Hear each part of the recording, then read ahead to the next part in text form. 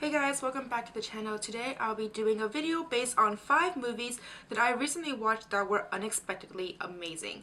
So just giving you guys a brief timeline, I received MoviePass about sometime in October, I want to say early October. So these are all movies that I have watched in the past 3 months or so. And the reason why I'm bringing this up is because without MoviePass, I most likely would not have watched these movies. So yeah, let's get into it.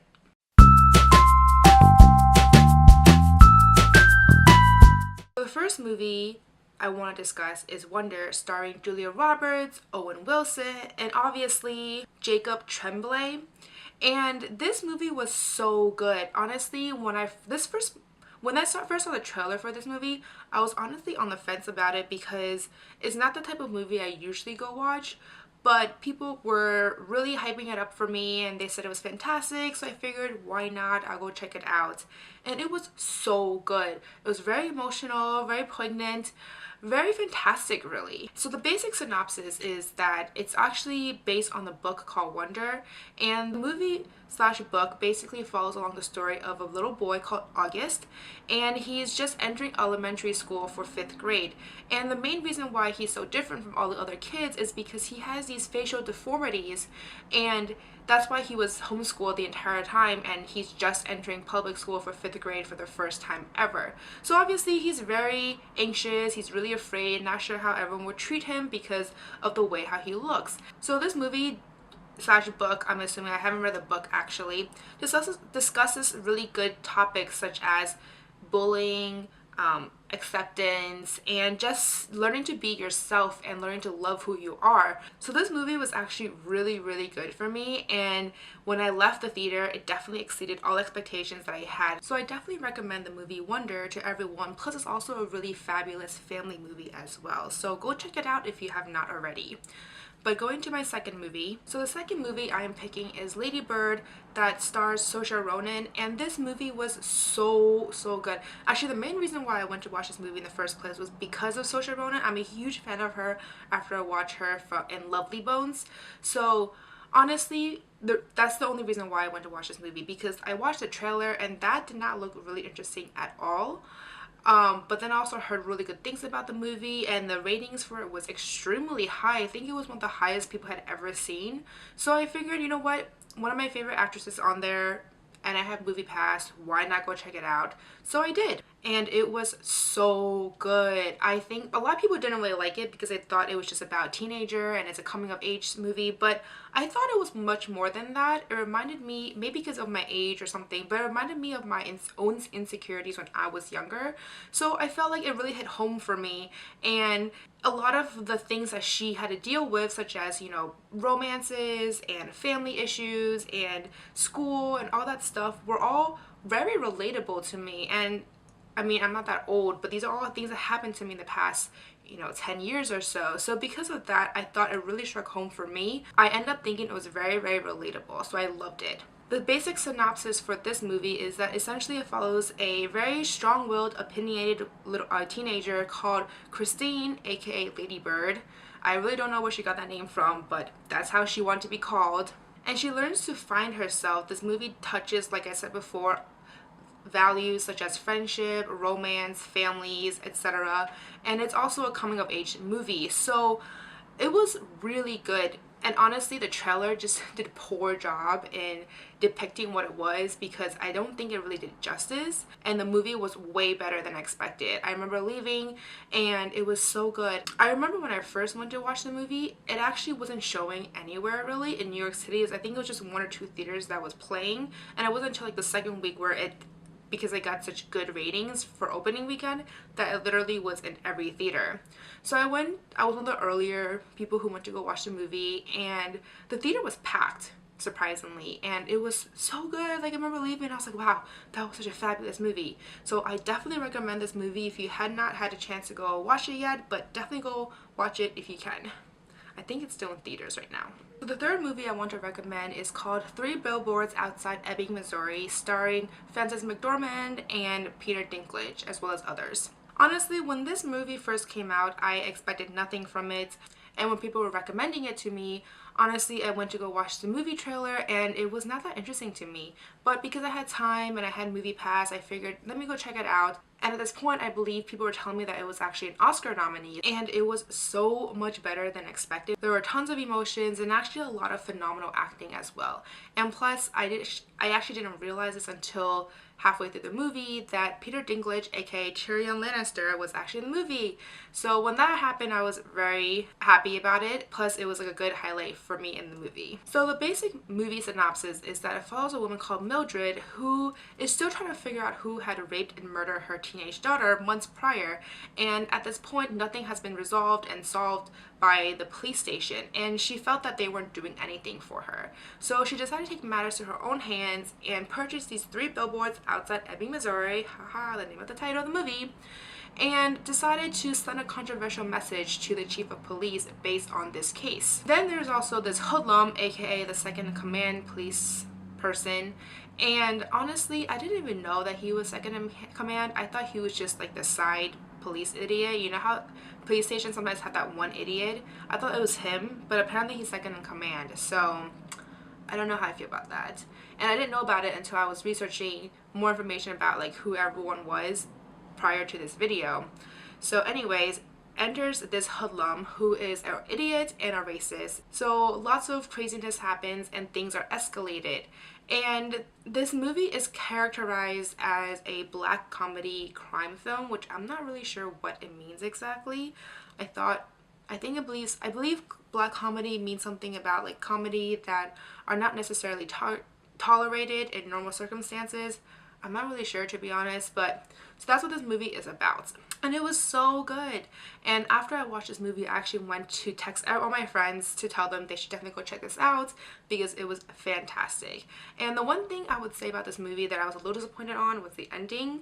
I think it kind of left things on a cliffhanger where you really have to kind of decide for yourself how this movie will end. So other than that though, it's a fantastic movie. I totally understand why it's an Oscar nominee, as well as Lady Bird, in case I haven't mentioned that. I believe that one's also an Oscar nominee. So highly recommend this movie. Go check it out if you have not already, and I believe it's still playing in theaters right now. So the 4th movie I am picking is called A Silent Voice, and this is a Japanese animated movie, and this movie was so good. The movie actually made me tear up a little bit, which is saying a lot because I'm not the type of person to ever cry in movies, even though they're super emotional and everyone around me is sobbing, but that really is not me. So when this movie made me tear up a few times actually, I was like, this movie is phenomenal. Let's just say that. It was also very emotional, very poignant, and had a fascinating plot actually. It talks about school bullying and how things happen for a reason, and it goes a lot into redemption and forgiveness. The movie starts off with a boy called Shoya who at this moment in the beginning of the film is contemplating suicide, and as he's standing there and contemplating it, he's recalling his days as elementary school and as to what happened to lead him to this point. So during his elementary years, there was a girl who played a prominent role in his life, and her name is Shoko, and she's deaf. So the only way for her to communicate with her fellow classmates was using a writing pad. And Shoya starts bullying her because he finds her annoying and a nuisance overall, and his classmates somehow didn't really do anything about it. They actually found it kind of amusing, and even though they didn't do much against her per se, but they just went along with what he did. So the school somehow finds out after months of bullying, and everyone points their fingers at him because they want to find out what happened, like who was bullying this girl. So then he becomes the one being bullied and basically becomes a social reject. Fast forward a few years, he's now in high school, and somehow Shoya and Shoko somehow meet and reunite again, and things go from there. So that's what this movie essentially is about, and it was so good. It's definitely not a movie where there's a lot of action, it's not fast paced at all, but it really tugs at your heart. And I remember when I went to go watch the movie, it was playing at only one theater in New York City, and I'd never been to this theater before. It was the first movie that I went to watch at this theater, and to this day I've only watched maybe like 3 or 4 movies at this theater. It's kind of a obscure theater, I think. And when I first got there, it was theater number 1, I remember, and it was upstairs. And that theater was not a normal movie theater. It kind of looked like a theater stage. So they had the setting, the stage in the front, and then they had this huge projector screen kind of thing going on, and it was huge, and there were so many people. I think I could easily say that it was probably, I want to say the room was almost as big as an IMAX theater because it was crazy big and it was so packed. And it was more surprising to me because it was a Japanese animated film, which most people, I don't really think they go watch that often. So anyways, this movie was so good, and it was only being shown for like 2 or 3 days. So unfortunately, it's not being played anymore in New York City as far as I know. So I don't know about other cities and towns, but unfortunately at this point, I don't think you can watch it in theaters. But I still highly recommend this movie if you get a chance to watch it in the future. It was really, really good, and I absolutely loved it. I thought it was fantastic. But anyways, moving on to my final movie. So the final movie I want to recommend is The Disaster Artist, starring James Franco, Dave Franco, Seth Rogen. It even has Zac Efron and Josh Hutcherson. So it had a really good cast, and honestly, I was on the fence about watching this movie in the first place because I heard a lot of people say it wasn't that great of a movie, and it's essentially just the behind the scenes slash how The Room came into play. And I never watched The Room before. I never even heard of it before, to be honest. I think it's a little before my time, and I wasn't sure what to expect from this movie, but the trailers seemed kind of funny, and I figured why not go check it out. It ended up being a lot more interesting and a lot more entertaining than I expected, and it discusses things such as friendship and how you can do things no matter what if you try hard enough, or I guess in this case if you have enough money.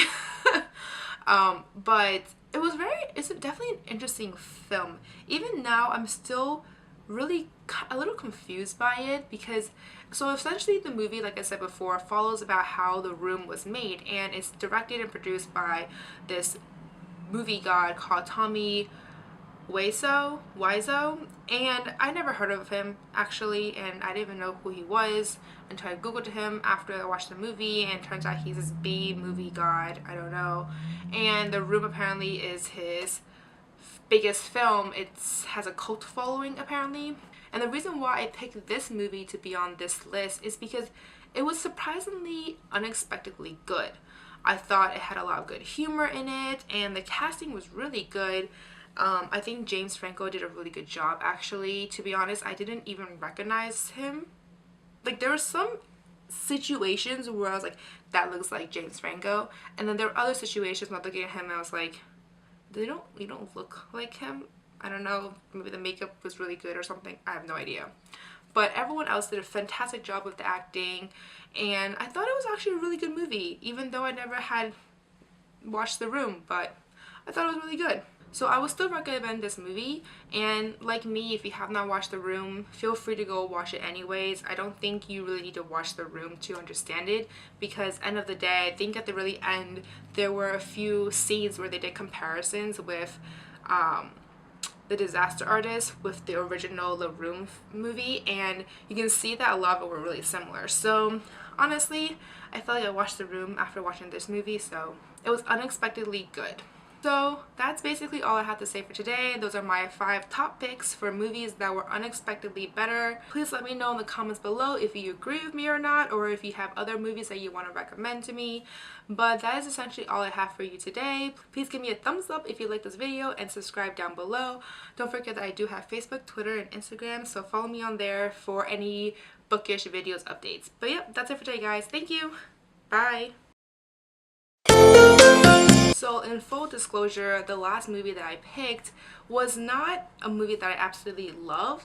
The previous 4 movies are all ones that I really liked and actually loved. This movie, I thought it was good, which is why it's on this list, because end of the day, these are movies that I found were unexpectedly good. So that's really why I picked this movie, and honestly, I didn't want to pick 4 movies. That sounded really weird. So I picked a 5th one that still follow this list, because there's a lot of other movies that I watched this year or the past few months that were really hyped up, and I just thought they were just okay, you know, or movies that were good but I expected them to be good. So I didn't really have any other expectations, whereas everything in this list were movies that I didn't expect too much out of, either because the trailers seemed kind of boring, or I wasn't really interested in the story, or whatever the reason. but these are all movies that I thought that were actually going to be kind of terrible, but ended up being really, really good, or better than I expected. But yeah, that's it. Just want to have a little information out there for you guys.